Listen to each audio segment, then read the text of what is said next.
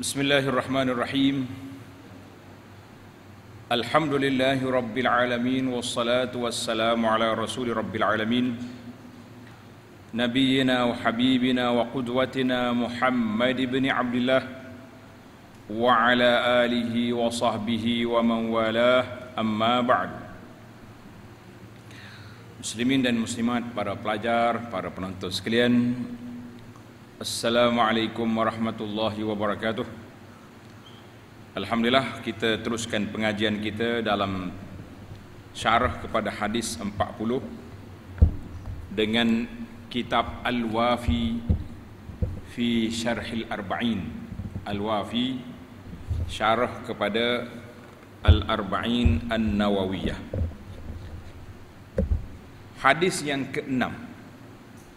Hadis yang ke-6 di bawah tajuk Al-Halal Wal-Haram. Di bawah ya dia halal haram. Kemudian di celah-celah halal haram tu ada satu lagi penyakit, nama dia syubhatun. Apa nama? Syubhat. Jadi kita nak belajar halal, haram dan perkara syubhat ni, kita belajar belaka insya-Allah. Hadis yang ke-6 ini Imam Nawawi rahimahullah taala pilih an Abi Abdullah An-Nu'man ibn Bashir radhiyallahu anhuma qala Sami'tu Rasulullah sallallahu alaihi wasallam yaqul innal halala bayyinun wa innal harama bayyinun wa bainahuma umurun mushabbahatun. Ada setengah naskah mushtabihatun. Ya ada dua, mushtabihatun dalam naskah Arab, terjemahan musyabbahat. La ya'lamuhunna katsirun minan nas faman ittaqa syubuhat istabra'a lidinihi wa 'irdihi wa man waqa'a fi syubuhat waqa'a fil haram karra'i yar'a haula al-hima haulal yushiku an yarta'a fi ala wa inna likulli malikin hima ala inna himallahi fi ardihi maharimuh.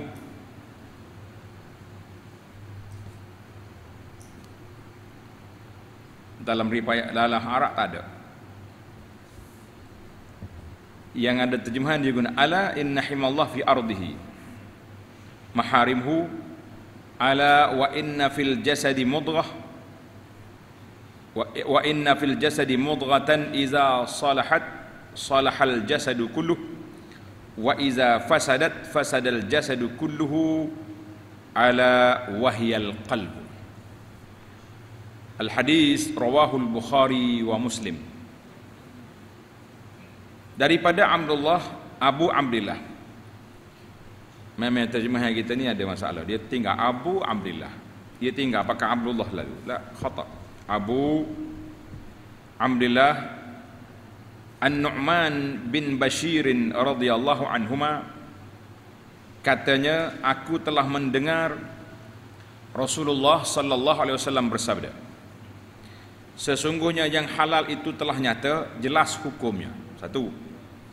Dan yang haram itu juga telah nyata, jelas hukumnya. Dan di antara kedua-duanya, halal dan haram itu terdapat perkara-perkara syubhat yang tidak jelas akan kehalalan dan keharamannya. Maka oleh kerana dia tak jelas, yang tidak diketahui oleh ramai manusia, maka sesiapa yang berjaga-jaga daripada perkara-perkara yang syubhat, sesungguhnya ia telah menjaga agama dan kehormatannya. Dan sesiapa yang terjatuh ke dalam perkara-perkara yang syubhah, maka sesungguhnya ia telah jatuh ke dalam perkara yang haram. Seumpama penggembala yang menggembala kambingnya di sekitar kawasan terlarang, dia panggil hima, padang ragut yang kerajaan tu, kawasan terlarang yang hampir-hampir binatang gembalaannya masuk dan memakan rupuk rampai yang ada dalamnya. Maka ketahuilah, sesungguhnya bagi setiap raja itu ada padanya kawasan larangan. Ini dipanggil masal, bandingan. Nabi buat bandingan, setiap pemerintah ada kawasan larangan yang tak boleh masuk. Maka dan ketahuilah bahawa sesungguhnya kawasan larangan Allah adalah perkara-perkara yang telah diharamkannya. Dan ketahuilah sesungguhnya di dalam tubuh manusia itu ada seketul daging.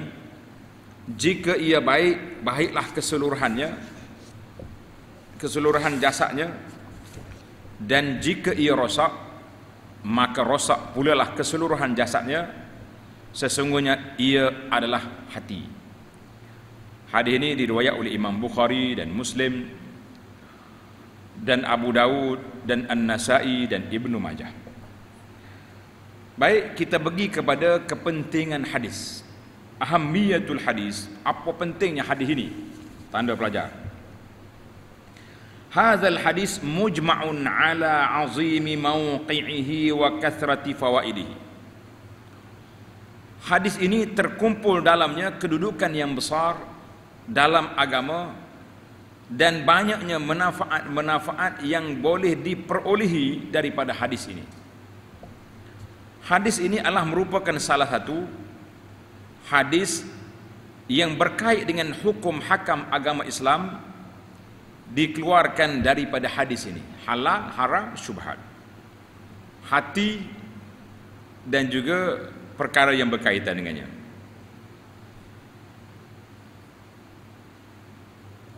Qala jamaah, berkata jamaah, mana jamaah itu sekumpulan ulama. Dia kata ia adalah sepertiga daripada agama, 1/3, sulus agama. Kata Abu Dawud, ia adalah 1/4 agama. Sebab apa? Sebab dia duduk dalam muamalah. Kita ni kan dalam fiqh kita bagi bab ibadat, munakahat, muamalat, jinayat kan. Kerana itu, sesiapa menajamkan pemerhatian terhadap hadis ini, mana kita perhati betul-betul, itu makna tajam, maka ia akan mendapati bahawa hadis ini meliputi banyak perkara lantaran keluasan manfaatnya dan ruang lingkupnya. Kerana sesungguhnya hadis ini mencakupi penjelasan tentang yang halal dan yang haram dan perkara-perkara yang syubhah, yang kabur dan tidak jelas tentang kehalalan dan keharamannya.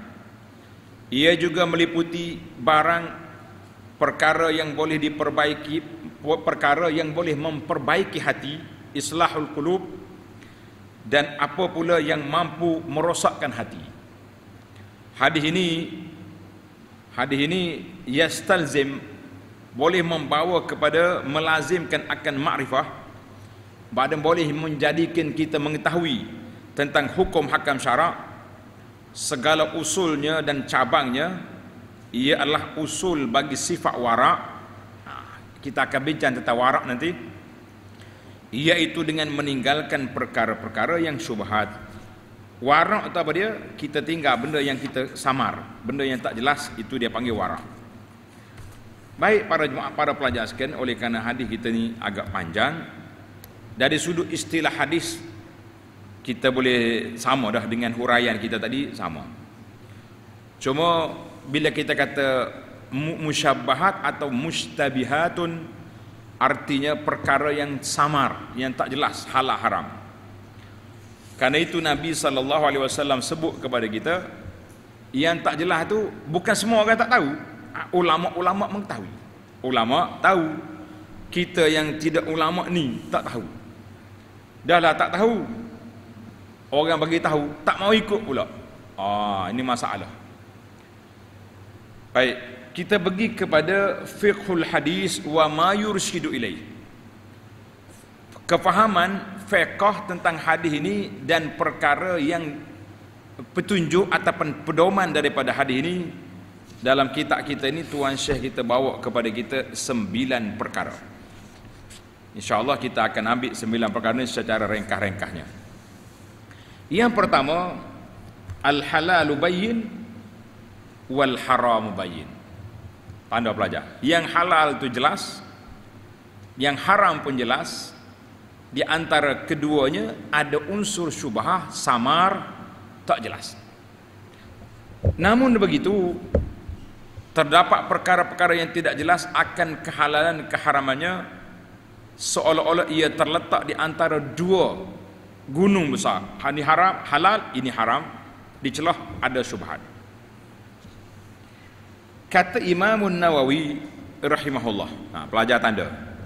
Kata Nawawi rahimahullah ta'ala, maknanya bahawa bagi semua perkara itu mengandungi 3 bahagian. Ada 3 perkara. Yang pertama, halal itu jelas dan nyata, tidak tersembunyi akan kehalalannya, seperti halalnya makan roti yang dibuat oleh orang Islam, kan? Roti orang Islam buat, bahan-bahan dia pun daripada gandum, minyak dia pun daripada minyak sawit, bukannya minyak, tak ada masalah. Halalnya kita bercakap-cakap, jangan mengumpat sudah, kan? Halalnya kita bercakap, halalnya kita berjalan, jangan pergi maksiat sudah, berjalan, pergi mari, kalau pergi masjid boleh pahala, itu jelas. Perkara yang kedua dia panggil haram. Haram juga jelas dan nyata, seperti minum arak, berzina, riba, rasuah, jelas haramnya. Yang ketiga, perkara syubhah. Apa dia syubhah? Mutasyabihat, mana benda yang kesamaran, maknanya tidak jelas, iaitu tidak jelas akan kehalalan dan keharamannya. Contoh kita kata hari ini, beberapa skim perniagaan, dia panggil perniagaan cepat kaya, MLM, jual barang-barang ribawi. Ini sekarang ada pula satu kumpulan gila-gila dia panggil ni. Dia panggil tajuk dia dulu masa PKP dulu, masa apa tak jadi, kan? Hari ni riak apa nak tunjuk? Kita kata subhanallah, ada manusia langgar. Kalau PKP hak manusia buat pun kita langgar, apalagi kita nak langgar Allah Taala. Riak apa hari ini? Perkataan riak, perkataan dosa besar, meruntuhkan pahala. Jangan, ini bukan syubhat, ini benar haram main-main lagu ni. Maka kita kata tak jelas. Ada skim-skim tak jelas. Saya tak sebutlah nama-nama syarikat, kan? Nanti cari kerja pula. Oleh sebab itu tidak jelas, maka ramai orang tidak mengetahuinya. Adapun sebaliknya, alim ulama, pakar-pakar dalam bidang yang tersebut mengetahui akan hukumnya bersandarkan nas dan qiyas.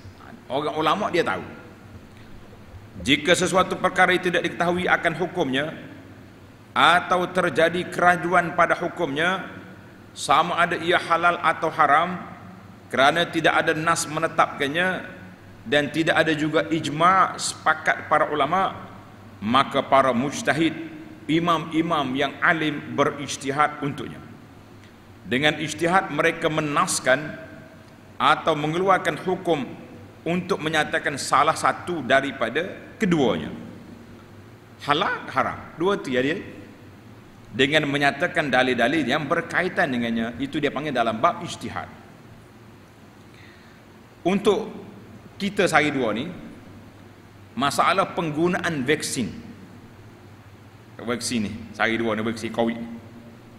Jadi para ulama telah berijtihad.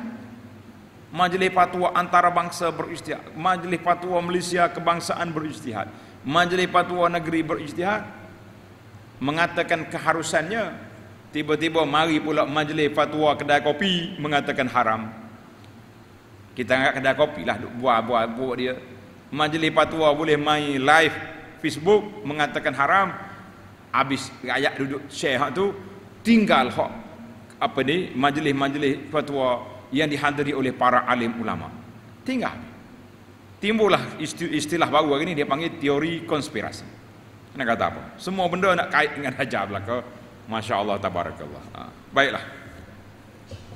Daripada sifat-sifat kewarakan dalam benda yang tak jelas, hendaklah ia meninggalkan semua perkara yang mengandungi unsur-unsur syubhah, seumpama muamalah dengan insan yang hartanya mengandungi unsur syubhah, atau hartanya bercampur dengan riba, atau memperbanyakkan perkara yang mubah yang diharuskan. Kita ni ada dua. Kita tahu syarikat dia ni syarikat yang banyak benda syubhah. Ribanya dengan rasuahnya. Contohnya ada baru ni satu syarikat, dia punya aset dia banyak melabur, banyak membantu gerakan-gerakan kafir untuk meruntuhkan Islam. Ini syubhah, kenapa kita nak masuk? Kenapa kita nak sokong dia? Maka perkara-perkara ini, kalau kita kata tidak total haram, maka dia itulah yang dia panggilkan syubhah. Bila syubhah, kita tinggalkan. Atau terlalu memperbanyakkan perkara yang mubah, yang harus. Benda ni harus, tapi kalau banyak sangat, dia pergi kepada masalah lain. Namun meninggalkannya adalah lebih utama. Adapun perbuatan yang sampai kepada was-was, tanda ni pelajar.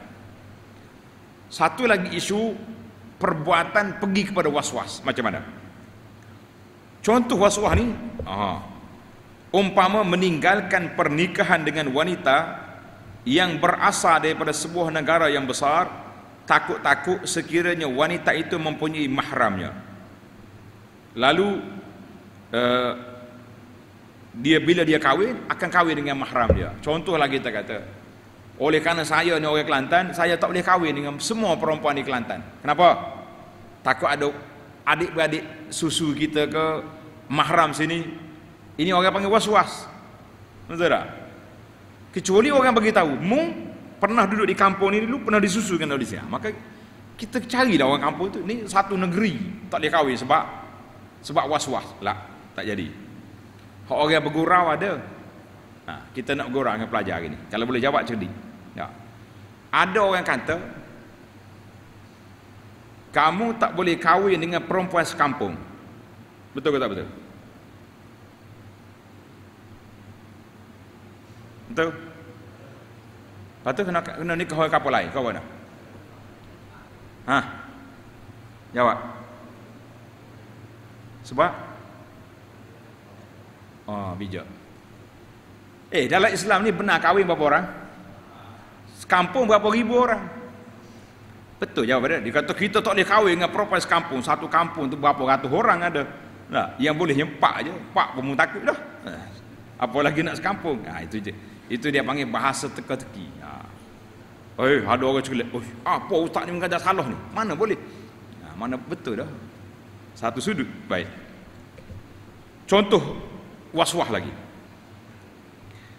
Begitu juga meninggalkan penggunaan air bumi yang tandus, justru terdapat kemungkinan air itu terkena najis. Kita pergi di padang pasir, ada air satu macam kolam itulah. Air lain tak ada dah. Tak boleh guna air ni, takut najis. Harimau mari minum, serigala mari minum, anjing mari minum, dia main was-was. Ini juga was-was. Sedangkan wujud kesukaran mendapat air yang lain, maka meninggalkan perkara-perkara seumpama ini bukanlah sifat warak, namun sebaliknya ia adalah merupakan was-was yang dibisikkan oleh syaitan. Kita warak, jangan sampai was-was. Faham ke tidak? Warak jangan sampai was-was. Ni ada orang ni, dia nak pergi makan di restoran, dia pergi siasat semua, mau ayamnya ambil mana? Tukar bismillah dia baca bismillah ke tidak? Tuan kedai kata mana aku? Pergi duduk tunggu di kedai orang jual ayam tu, aku minta ayam, orang sembelih tu orang Islam, dia mari hantar, kita makan lah. Dia siasat belaka. Ada tak rakaman live video yang tuan ayam ni sembelih baca bismillah? Ada ke tak ada? Mana agak?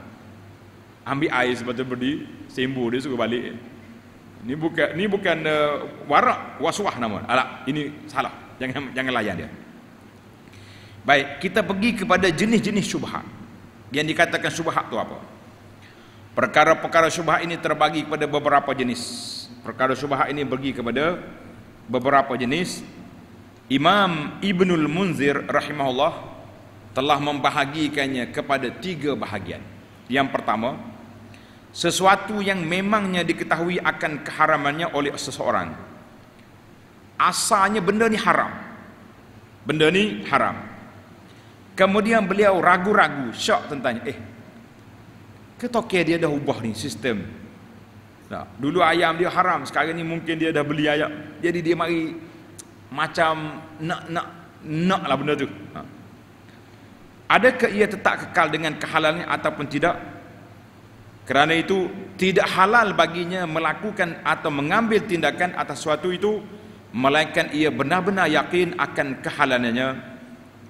Sebab apa? Sebab asalnya apa? Haram.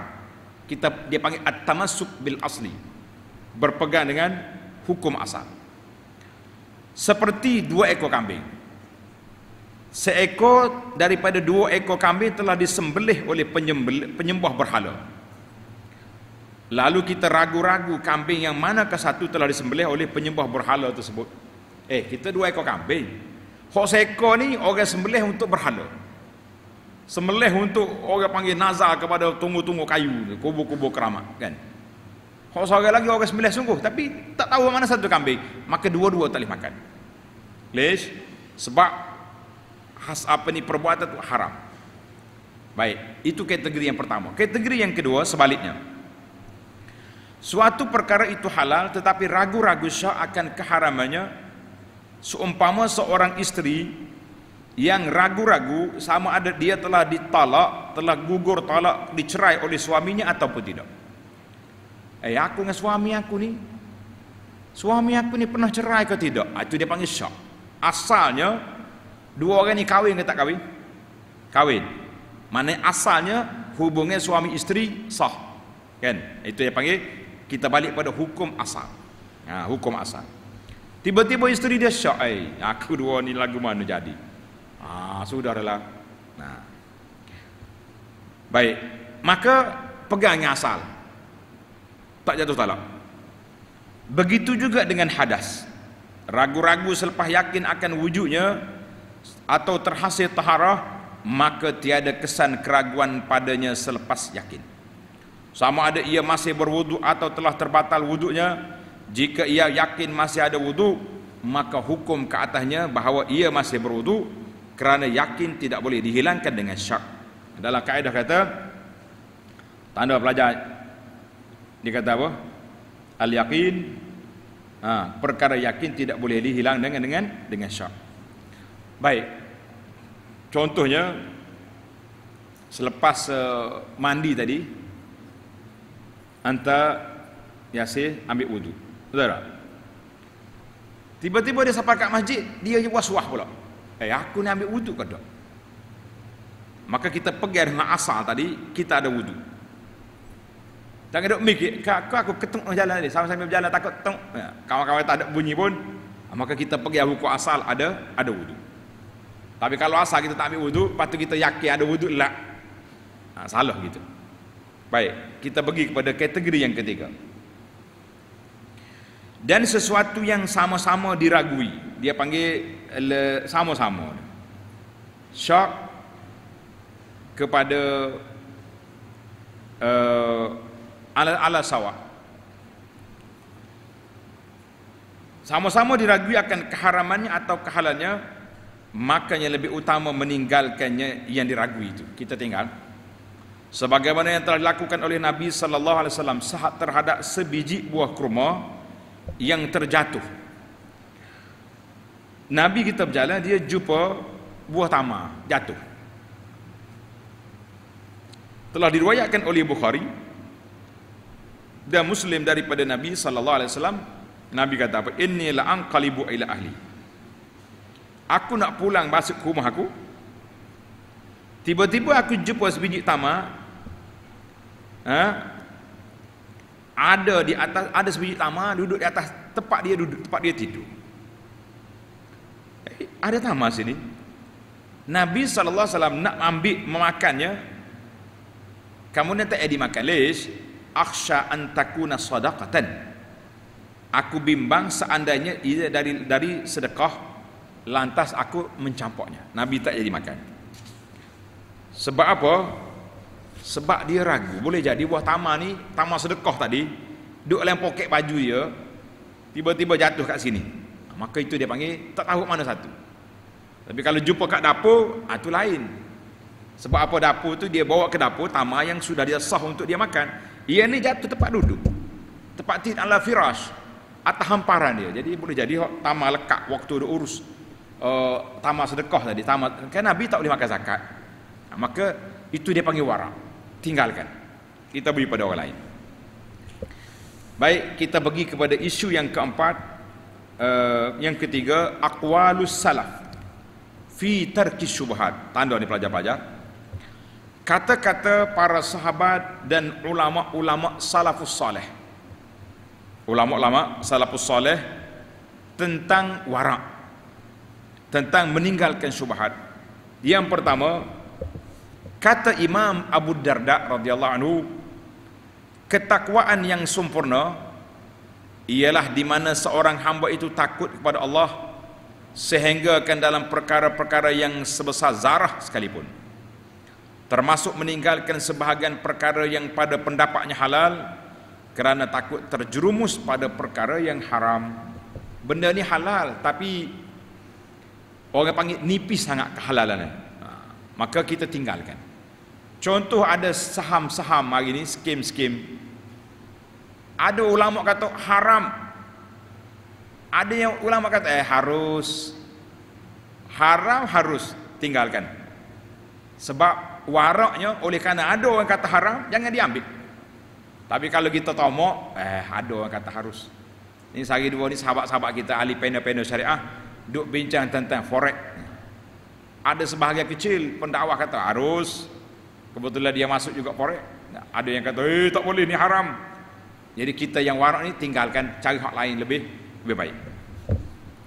Yang kedua, Al-Imam Al-Hasanul Basri rahimahullahu ta'ala kata, ketakwaan itu akan terus berkekalan pada orang-orang yang muttaqin sehingga mereka meninggalkan banyak benda-benda yang halal kerana takut terjebak dengan yang haram. Allahu Akbar. Taraku katsiran minal halal makhafatal haram. Banyak benda halal tapi mereka tak ambil kerana bimbang takut terjebak dengan benda yang haram. Itu dia panggil wara'. Yang ketiga, kata Sufyanus Tsauri rahimahullah, adapun sesungguhnya ketinggian orang-orang yang muttaqin, orang yang bertakwa itu ialah mereka meninggalkan apa yang tidak ditakuti, apa yang meninggalkan barang ma'ittaqo ma la yuttaqa, barang yang tidak ditakuti akan keharamannya, tapi kerana apa? Sebab dia panggil ada benda yang kita rasa tak sedap, tinggalkan benda tu, barulah jadi orang betul-betul takwa. Daripada Ibnu Umar, telah riwayatkan daripada Ibnu Umar, dia kata apa? Beliau telah berkata, biarlah sehelai kain tabir dan yang halal di antaraku dengan benda yang haram, aku pasti tidak akan mengoyaknya. Allah, ini bahasa kiasan. Ibnu Umar kata, kalau ada sutrah itu macam kain lansir yang boleh memisahkan antara aku dengan benda yang halal, benda yang haram, maka aku tak akan koyok kain. Walaupun orang kata boleh je, kain nipis lah, artinya itu dia panggil wara'. Maknanya kita cuba jauhkan daripada benda yang haram.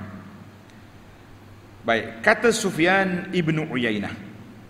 Pelajar-pelajar kita ni ingat, biasa kalau kata Sufyan saja, dia akan pergi kepada Tsauri.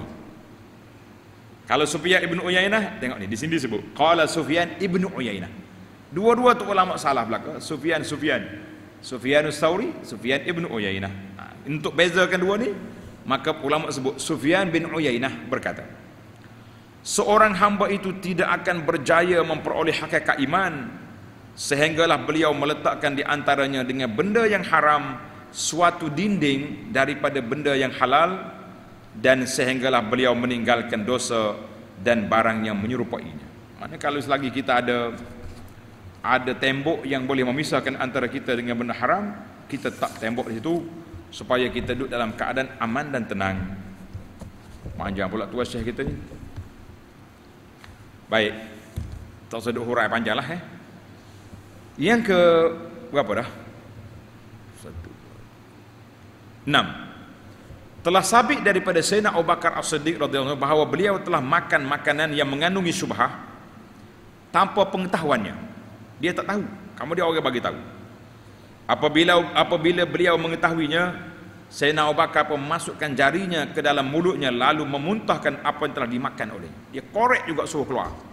Abu Bakar kata, kalau tak keluar, sampai keluar nyawa aku akan korek sampai mati. Subhanallah. Itu waraknya siapa? Sayyidina Abu Bakar. Yang ketujuh, diceritakan daripada Ibrahim bin Adham. Ini ulama salaf ya. Adakah kamu minum air Zam-Zam? Orang tanya, Syekh minum Zam-Zam? Dia jawab, jika aku mempunyai sebuah baldi timba untuk menceboknya, aku akan minumnya. Dia tak minum, satu isyarat bahawa sungguhnya baldi itu daripada harta kerajaan. Jadi baldi yang ada di harta kerajaan dia tak mau minum. Ini warak zaman itu.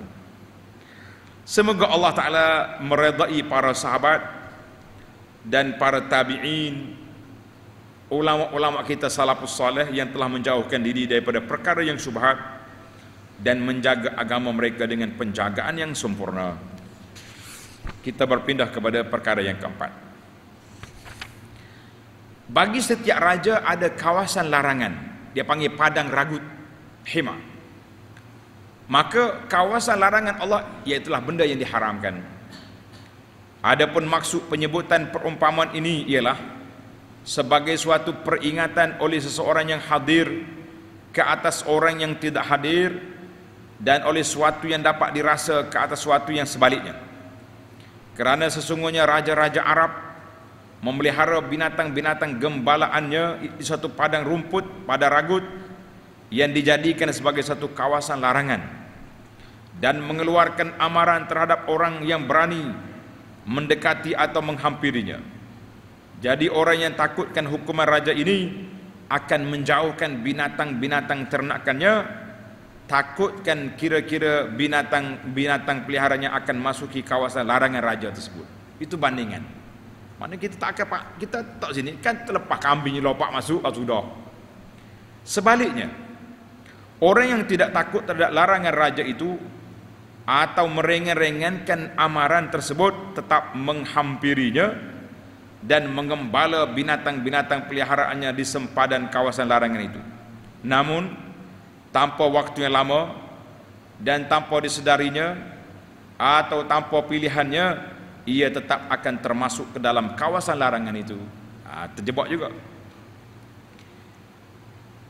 Lalu dia dihukum di atas kelalaiannya.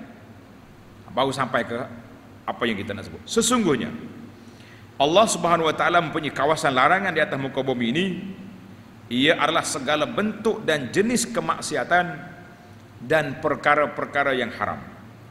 Kerana itu, sesiapa melakukan sesuatu daripada perkara-perkara yang diharamkan dan maksiat itu, maka ia berhak untuk menerima hukuman Allah di dunia dan di akhirat. Sesiapa yang menghampiri larangan itu dengan melakukan perkara-perkara yang syubhat, maka hampir-hampir ia akan terjatuh ke dalam perkara yang diharamkan. Sebab itulah ana sendiri lah, secara peribadinya para jemaah sekalian, pendekatan yang ana bawa, kita ajar kepada masyarakat Islam ni, ambil yang sahih, tinggalkan yang diragui. Contohnya kita kata amalan ni, zikir ni. Zikir ini kita buat ikut sunnah. Semua para ulama setuju belaka. Tak ada siapa bantah. Ada satu zikir lagi dibantah oleh sebagian ulama. Jangan buat. Boleh membawa kepada haram. Ada setengah ulama yang keras, boleh membawa kepada syirik. Kenapa kita nak ambil benda-benda yang berisiko? Kan? Ini dipanggil risiko. Sehingga kita hari ini untuk menjauhkan risiko, solat pun dijarakkan sah. Jadi dalam ibadat kita sama juga. Kalau ada ulama kata perbuatan ini, zikir macam ni boleh bawa kepada syirik, kenapa kita nak ambil? Untuk warak menyelamatkan kita, tinggalkan perkara yang meragukan. Itu perkara, itu contoh dia. Baik, kita berpindah kepada perkara yang kelima, salahul qalb. Tanda itu, salahul qalb maknanya kebaikan hati. Hati baik. Bila hati jadi baik? Bilakah dikatakan hati menjadi baik? Kebaikan jasad bergantung kepada kebaikan hati, kan? Tadi hadis ala inna fil jasadi mudghatan. Kerana hati itu adalah anggota yang terpenting dalam tubuh manusia. Tidak terdapat perselisihan mengenainya daripada sudut perubatan dan penjelasan. Kenyataannya bahawa hati itu adalah sumber kehidupan manusia yang boleh disaksikan. Selagi mana hati ini baik dan sejahtera, maka ia mencernakan darah dalam satu sistem ke seluruh anggota tubuh badan manusia. Kerana itu manusia dalam keadaan sihat walafiat. Kalau kata hati kita ni cantik, hati di sini mana jantung. Qalbun ni para pelajar, sebenarnya qalbun makna dia jantung. Ia duk pam darah, tak pernah berhenti. Kalau jantung berhenti, siapa akan pergi? Kita pergi. Maksud tu kata. Kalau kita pergi, kalau jantung bergerak, kita berjalan. Tapi kalau jantung berhenti, kita mati. Jantung itu ulama duk bahas panjang tentang qalbun, apa benda. Kata qalbun, kalau kata dalam bahasa Arab al-qalbu dengan makna jantung yang duk pandang. Bukan love gambar tu, itu dia panggil kabid. Ya dia baik. Sekarang ini hati di sini, hati mana? Tengok ni. Alim ulama mazhab Syafi'i telah berhujah dengan hadis ini bahawa asal akal itu dalam hati. Akal kita duduk sini. Dan apa yang ada dalam kepala adalah berasal daripadanya. Hak mari daripada otak, mari daripada ni. Mereka berdalil dengan firman Allah Ta'ala. Apa dalil dia? Lahum qulubun la yafqahuna biha. Mereka mempunyai hati tetapi tidak mahu memahaminya dengan ayat-ayat Allah. Suratul A'raf ayat 179. Diriwayatkan juga kata-kata ini seumpama ini daripada ahli falsafah dan ahli ilmu kalam. Kita ada dua sekali. Falsafah dengan ilmu kalam kata apa? Dia kata pemikiran itu mari daripada hati. Baik. Pandangan yang kedua, tanda pelajar.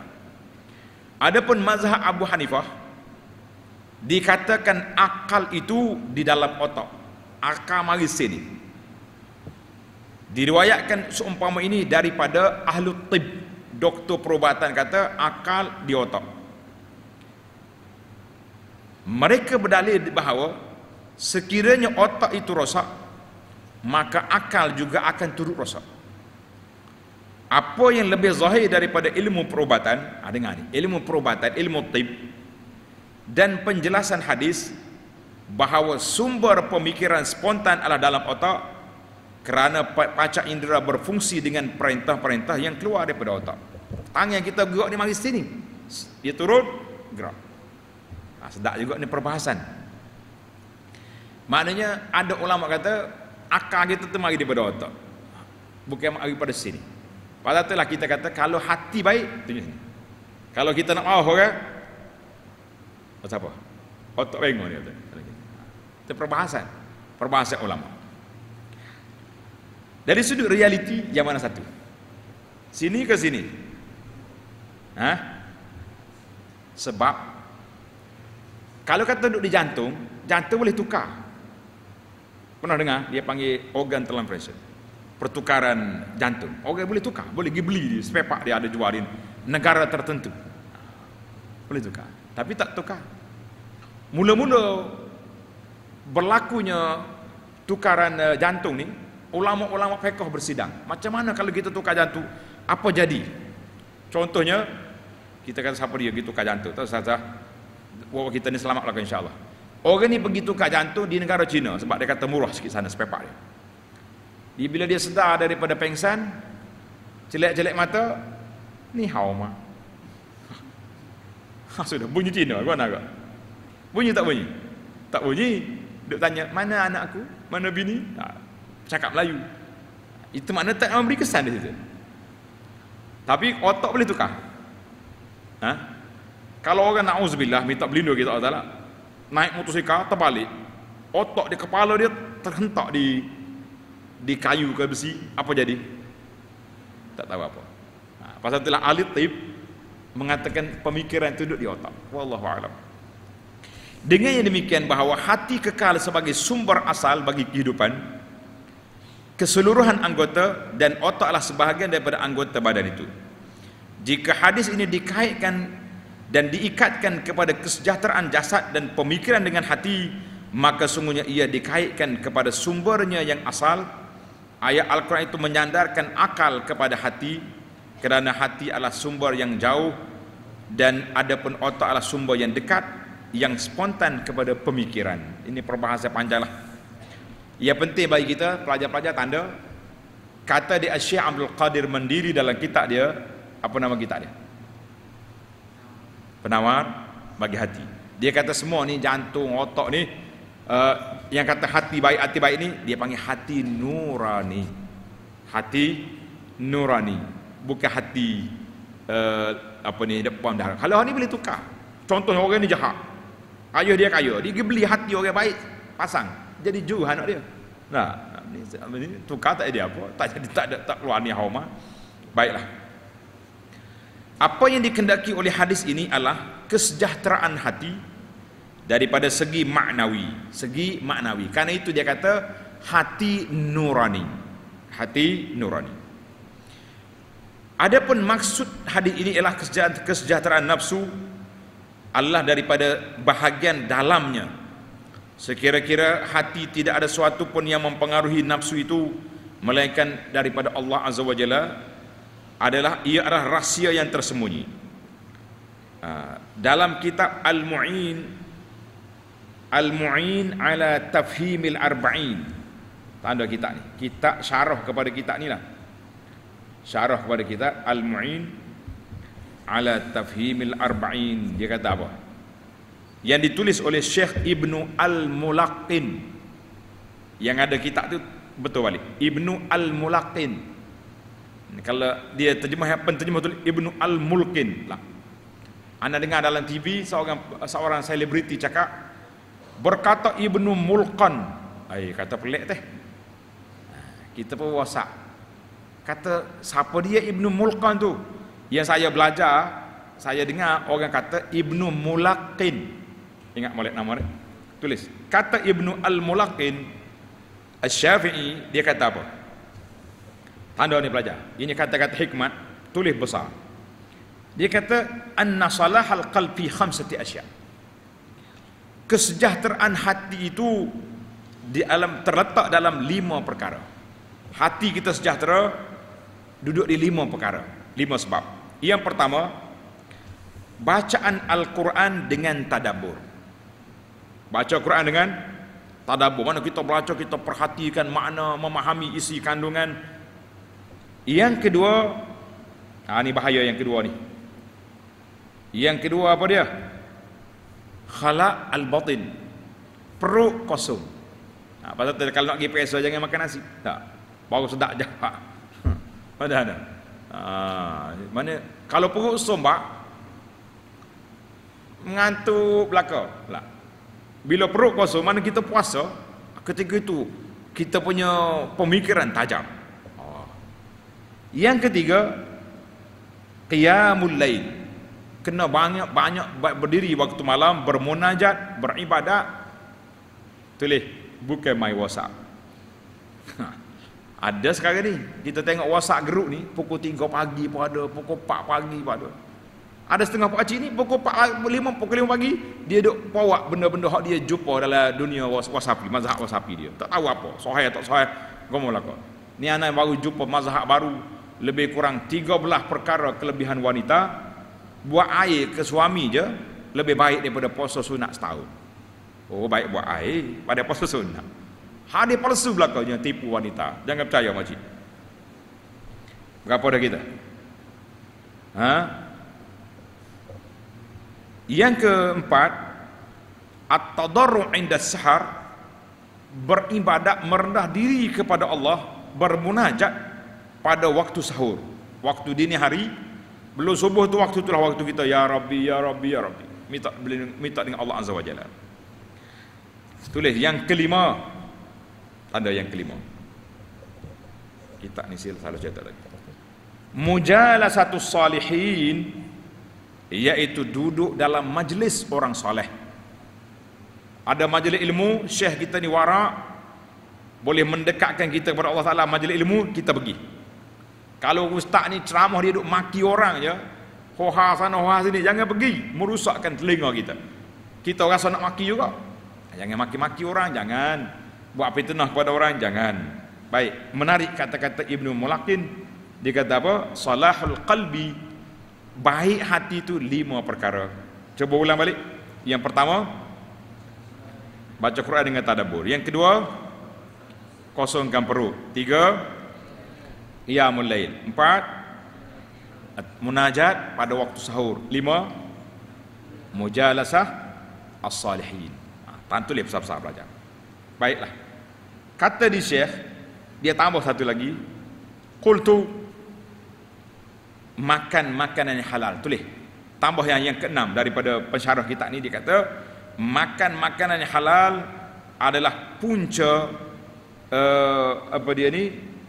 punca kepada kebaikan. Makan yang halal itu punca kepada baiknya hati. Hati kita baik berpunca daripada makanan yang halal. Ini penting. Allahu Akbar.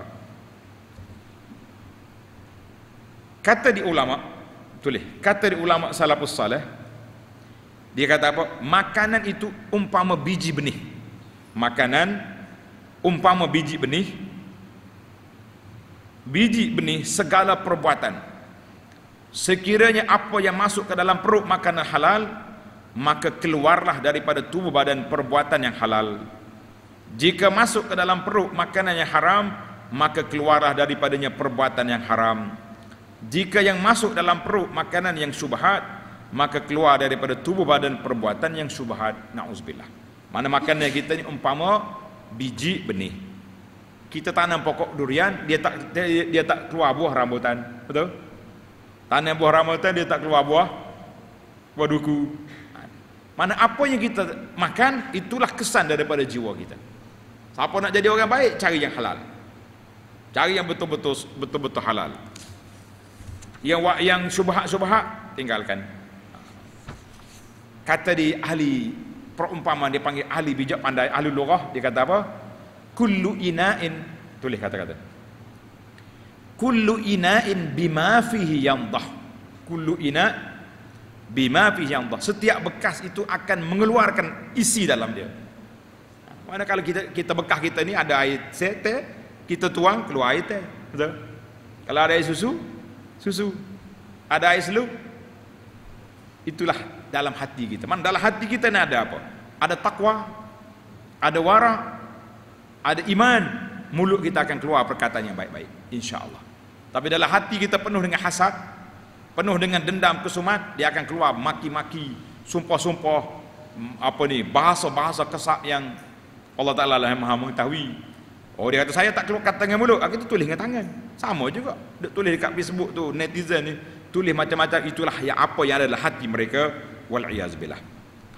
Hati yang sejahtera adalah tanda kejayaan, kebahagiaan di sisi Allah Azza wa Jalla, sebagaimana firman Allah Ta'ala, yauma la yanfa'u malun wala banun illa man atallaha biqalbin salim. Pada hari yang mana tiada manfaat harta benda dan anak pinak, melainkan mereka yang datang menemui Allah dengan hati yang sejahtera. Tanda ayat surah Asy-Syu'ara ayat 88-89. Kata ulama tafsir, hati yang sejahtera daripada syirik, daripada syak. Hati yang sejahtera daripada syahwat. Dua ya. Yang pertama syubhat, tulis. Sejahtera daripada syubhat maknanya sejahtera daripada benda-benda yang meragukan. Syiriknya, berapa benda, itu dia panggil syubhat. Yang kedua, sejahtera daripada syahwat. Syahwat kita ni nak benda-benda yang haram, benda yang tak baik. Hati ni selamat, jumpa Allah Ta'ala dalam keadaan sejahtera. Dalam hadis Nabi SAW, Nabi kita bersabda dalam doa dia. Doa ni panjang. Nak dengar panjang kan cukup setakat ni je dulu. Kalau panjang, kita ambil doa ni. Doa yang panjang ni, dia kata apa? Allahumma inni as'aluka tsabata fil amri wa azimata 'ala ar-rusydi wa syukra ni'matika wa husna ibadatika wa as'aluka qalban saliman wa as'aluka min khairi ma ta'lam wa a'udzubika min syarri ma ta'lam wa astaghfiruka lima ta'lam. Allah, panjang hadis ni. Allahumma inni as'aluka tsabat fil amri. Aku minta teguh pendirian dalam kebenaran. Jangan goyah kita. Orang mari apa saja pun, geng-geng konspirasi mari kita nak suruh lawan, percaya kepada teori-teori ni pun kita kata tak payahlah. Nah, ulama-ulama ramai yang sudah bincang masalah. Wa azimatar rusyd, maknanya kita punya azimah, kekuatan jiwa untuk melakukan kebaikan. Wa syukra ni'matik, syukur nikmat. Wa husna ibadatik, ibadat yang baik. Baru sampai kepada hadis ini, wa as'aluka qalban saliman, aku minta hati yang sejahtera. Wa as'aluka min khairi ma ta'lam, aku minta sebala kebaikan yang kau tahu ya Rabbi, aku nak. Wa a'udzubika min syarri ma ta'lam, aku minta berlindung denganmu daripada segala kejahatan yang kau tahu. Wa astaghfiruka lima ta'lam, aku minta ampun ya Allah dengan apa yang kau tahu tentang kelemahan, keburukan, dosa, maksiat yang aku lakukan. Lengkap hadis ini. Comel kan? Tak tulis hadis ini dikeluar oleh Imam Ibnu Hibban.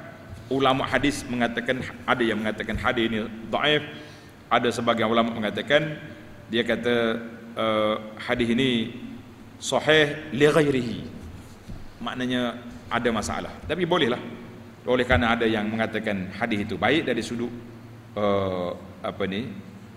sanadnya, kita beramalah dengan hadis ini. Allahumma inni as'aluka qalban saliman. Baiklah. Qala an-Nawawi rahimahullah taala, Imam Nawawi kata apa? Adapun hati yang sejahtera, yang terhasil daripada keselamatannya daripada penyakit-penyakit batin. Apa dia penyakit batin? Hasad, dengki, khianat, tamak, bakhil, takabur, suka memperleceh, menghina orang, tamak terhadap harta orang lain, riya, sum'ah, tipu helah, tidak reda terhadap apa yang Allah takdirkan. Semua itu penyakit-penyakit dalam hati belaka. Allahu akbar. Panjanglah kalau kita nak baca. Tuan-tuan tengok dalam kitab kita lah, dalam kitab Penawar Bagi Hati. Al-Imam Al-Hasan Al-Basri, ulama salaf, kata apa? Ubatilah hatimu, kerana sesungguhnya kehendak Allah Ta'ala terhadap hamba-hambanya ialah kebaikan hati. Kita kena cari penawar pada hati, kerana punca kita bahagia kerana hati. Kata dia Syekh Ibn Rajab, dia kata apa? Qalbun salim, hati yang sejahtera ialah hati yang bebas daripada celaan dan segala sifat yang tidak disukai. Semua benda itulah. Maka dengan itu gerakan hati yang baik melahirkan kebaikan dalam pergerakan anggota tubuh badan. Apabila hati itu baik dan tiada padanya melainkan menepati kehendak Allah dan kehendak terhadap apa yang diinginkannya, mana nafsu kita ni ikut kepada arahan Allah, maka tiada zahir daripada anggota tubuh badannya melainkan apa yang Allah Ta'ala redha. Subhanallah.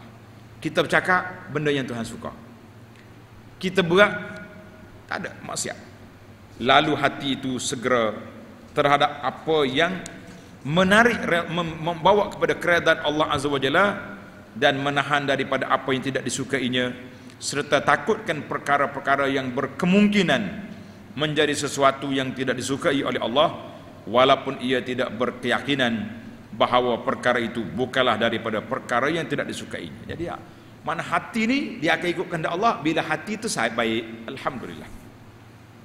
Baik, kita pergi kepada perbincangan yang keenam. Yang keenam, dia kata apa? Melakukan perbuatan yang halal dan menjauhkan yang haram. Jadi hadis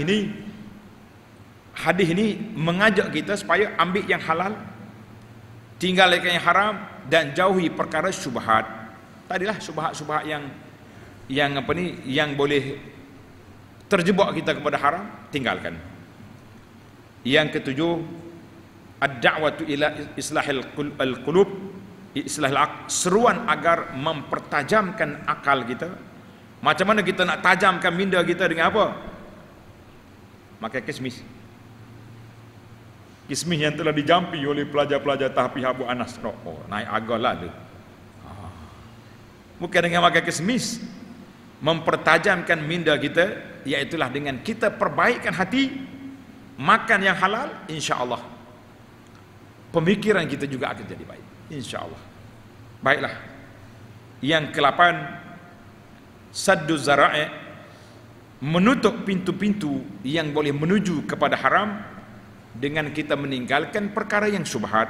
Sebab syubhat tu dia timbang tak ada, tengah-tengah. Halal apa tidak haram dak, pak tutup pintu, jangan ambil. Sebab dia boleh pergi kepada haram. Kalau pergi kepada halal, selamat. Kalau pergi kepada haram, binasa kita. Wa'alaikumsalam. Jadi anda minta maaf, setakat itu je yang kita mampu syarah secara ringkasnya. Sebab hadis ni, kerana itu hadis 40 ini, walaupun satu hadis, satu malam, 1 jam, belum lagi kita boleh detailkan maklumat dia. Ini dipanggil Imam Nawawi rahimahullah ta'ala. Allah ta'ala bagi ilham kepada dia, dia kumpulkan hadis-hadis al-izam, hadis yang menjadi tonggak perbincangan dalam agama. InsyaAllah kita sambung lagi hadis yang ke-7 dalam siri yang akan datang, di bawah tajuk Ad-Dinun Nasihah. Subhanakallah alhamdulillah, asyhadu an la ilaha illa anta astaghfiruka wa atubu ilaik. Wa sallallahu ala nabiyyina Muhammad wa ala alihi wa sahbihi ajma'in walhamdulillahi rabbil alamin.